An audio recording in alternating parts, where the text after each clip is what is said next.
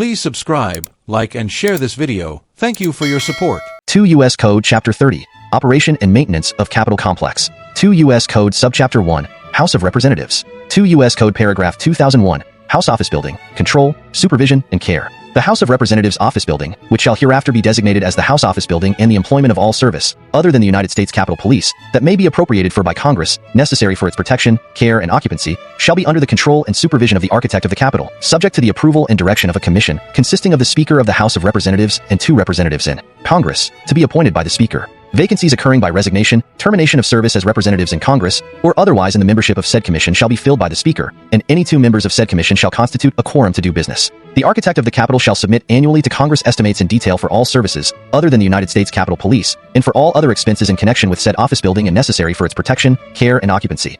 And said commission herein referred to shall from time to time prescribe rules and regulations to govern said architect in making all such employments, together with rules and regulations governing the use and occupancy of all rooms and space in said building. 2 U.S. Code Paragraph 2002, Acquisition of Buildings and Facilities for Use in Emergency Situation. A. Acquisition of buildings and facilities. Notwithstanding any other provision of law, in order to respond to an emergency situation, the Chief Administrative Officer of the House of Representatives may acquire buildings and facilities, subject to the availability of appropriations, for the use of the House of Representatives by lease, purchase, or such other arrangement as the Chief Administrative Officer considers appropriate, including a memorandum of understanding with the head of an executive agency, as defined in Section 105 of Title V, in the case of a building or facility under the control of such agency, subject to the approval of the House Office Building Commission. B. Agreements. Notwithstanding any other provision of law, for purposes of carrying out subsection A, the Chief Administrative Officer may carry out such activities and enter into such agreements related to the use of any building or facility acquired pursuant to such subsection as the Chief Administrative Officer considers appropriate, including 1. Agreements with the United States Capitol Police or any other entity relating to the policing of such building or facility, and 2. Agreements with the Architect of the Capitol or any other entity relating to the care and maintenance of such building or facility. C. Authority of Capitol Police and Architect. 1.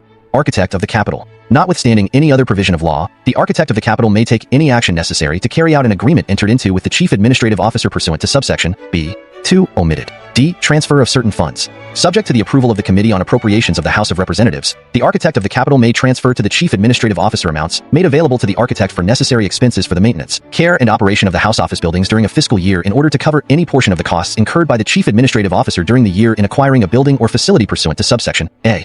E. Effective date. This section and the amendments made by this section shall apply with respect to fiscal year 2002 and each succeeding fiscal year. 2 U.S. Code Paragraph 2003. Speaker as member of House Office Building Commission. The Speaker shall continue a member of the Commission in control of said building until his successor as Speaker is elected or his term as a representative in Congress shall have expired. 2 U.S. Code Paragraph 2004. Assignment of rooms in House Office Building. The assignment of rooms in the House Office Building, made prior to May 28, 1908, by resolution or order of the House of Representatives, shall continue in force until modified or changed in accordance with the provisions of sections 2004 to 2011 of this title, and the room so assigned to any representative shall continue to be held by such representative as his individual office room, so long as he shall remain a member or member-elect of the House of Representatives, or until he shall relinquish the same, subject, however, to the provisions of said sections, and no representative shall allow his office room to be used for any other purpose. 2 U.S. Code Paragraph 2005. Vacant rooms. Assignment to representatives. Any member or member-elect of the House of Representatives may file with the Architect of the Capitol a request in writing that any individual office room be assigned to him whenever it shall become vacant. If only one such request has been made for any room which shall at any time have become vacant, the room shall be assigned as requested.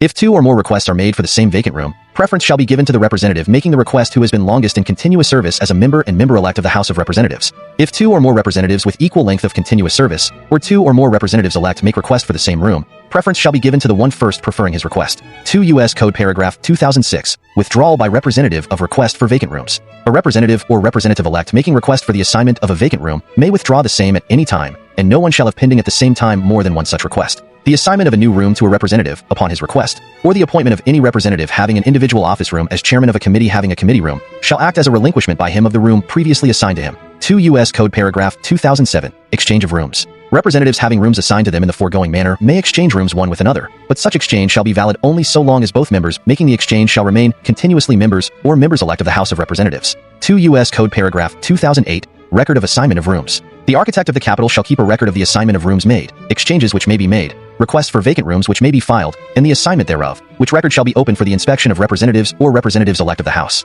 2 U.S. Code Paragraph 2009. Assignment of rooms to Commissioner from Puerto Rico. In the matter of the assignment of rooms under sections 2004 to 2011 of this title, delegates in Congress and the Commissioner from Puerto Rico shall be treated the same as representatives. 2 U.S. Code Paragraph 2010. Assignment of rooms. Control of by House. The assignment and reassignment of the rooms and other space in the House office building shall be subject to the control of the House of Representatives by rule, resolution, order, or otherwise. Nothing in sections 2004 to 2011 of this title shall be construed to affect or repeal the provisions of section 2001 of this title, placing said House office building under the control of the architect of the Capitol, subject to the approval and direction of the commission provided therein. 2 U.S. Code Paragraph 2011. Assignment of unoccupied space. Unoccupied space in said building shall be assigned by the architect of the Capitol under the direction of the commission and subject to the control of the House of Representatives. 2 U.S. Code Paragraph 2012. Furniture for House of Representatives. The Chief Administrative Officer of the House of Representatives shall supervise and direct the care and repair of all furniture in the hall, cloakrooms, lobby, committee rooms, and offices of the House, and all furniture required for the House of Representatives or for any of its committee rooms or offices shall be procured on designs and specifications made or approved by the Chief Administrative Officer. 2 U.S. Code Paragraph 2013. Revolving Fund for House Gymnasium. Deposit of receipts. Availability for expenditure. There is established in the Treasury a revolving fund for the House of Representatives Gymnasium. The architect of the Capitol shall deposit in the fund such amounts as the architect may receive as gymnasium dues or assessments from members of the House of Representatives and other authorized users of the gymnasium.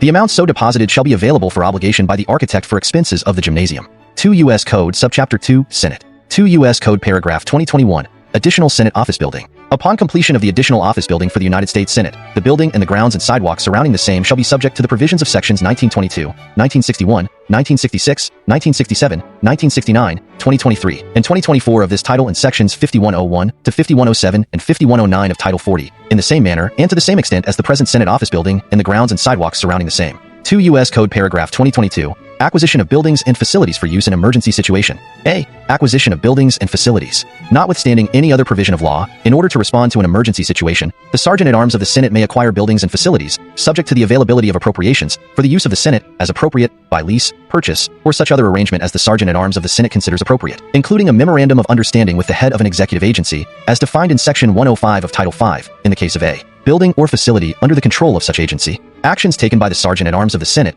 must be approved by the Committees on Appropriations and Rules and Administration. B. Agreements. Notwithstanding any other provision of law, for purposes of carrying out subsection A, the Sergeant-at-Arms of the Senate may carry out such activities and enter into such agreements related to the use of any building or facility acquired pursuant to such subsection as the Sergeant-at-Arms of the Senate considers appropriate, including 1. Agreements with the United States Capitol Police or any other entity relating to the policing of such building or facility, and 2. Agreements with the architect of the Capitol or any other entity relating to the care and maintenance of such building or facility. C. Authority of Capitol Police and Architect. 1.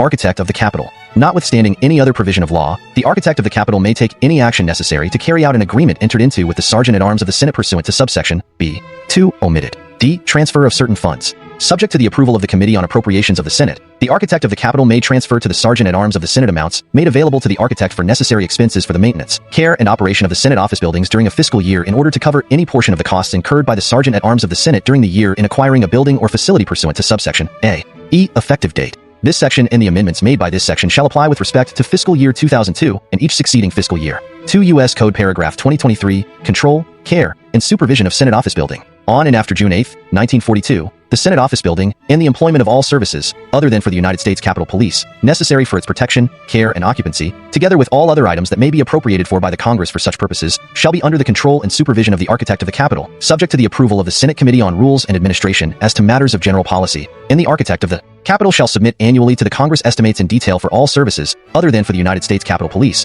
and for all other expenses in connection with said office building and necessary for its protection, care, and occupancy. 2 U.S. Code Paragraph 2024. Assignment of space in Senate office building. On and after June 8, 1942, the assignment of rooms and other space in the Senate office building shall be under the direction and control of the Senate Committee on Rules and Administration and shall not be a part of the duties of the architect of the Capitol. 2 U.S. Code Paragraph 2025. Senate Garage. A. The employees of the Senate Garage engaged by the architect of the Capitol for the primary purpose of servicing official motor vehicles, together with the functions performed by such employees, shall, on October 1, 1980, be transferred to the jurisdiction of the Sergeant-at-Arms and Doorkeeper of the Senate. Provided further, that, effective July 1, 1965, the underground space in the north extension of the Capitol grounds, known as the Legislative Garage, shall hereafter be known as the Senate Garage and shall be under the jurisdiction and control of the architect of the Capitol, subject to such regulations respecting the use thereof as may be promulgated by the Senate Committee on Rules and Administration. Provided further, that such regulations shall provide for the continued assignment of space and the continued furnishing of service in such garage for official motor vehicles of the House and the Senate and the architect of the Capitol and Capitol grounds maintenance. Equipment. B. As used in subsection A, the term servicing includes, with respect to an official motor vehicle, the washing and fueling of such vehicle, the checking of its tires and battery, and checking and adding oil. 2 U.S. Code Paragraph 2026. Senate Staff Health and Fitness Facility Revolving Fund. A. Establishment. There is established in the Treasury of the United States a revolving fund to be known as the Senate Staff Health and Fitness Facility Revolving Fund, the Revolving Fund. B. Deposit of receipts. The architect of the Capitol shall deposit in the revolving fund 1. Any amounts received as dues or other assessments for use of the Senate Staff Health and Fitness Facility, and 2. Any amounts received from the operation of the Senate Waste Recycling Program. C. Availability of funds. Subject to the approval of the Committee on Appropriations of the Senate, amounts in the revolving fund shall be available to the architect of the Capitol, without fiscal year limitation, for payment of costs of the Senate Staff Health and Fitness Facility. D. Withdrawal of excess amounts. The architect of the Capitol shall withdraw from the revolving fund and deposit in the Treasury of the United States as miscellaneous receipts all monies in the revolving fund that the architect determines are in excess of the current and reasonably foreseeable needs of the Senate Staff Health and Fitness Facility. E. Regulations. The Committee on Rules and Administration of the Senate shall promulgate regulations pertaining to the operation and use of the Senate Staff Health and Fitness Facility.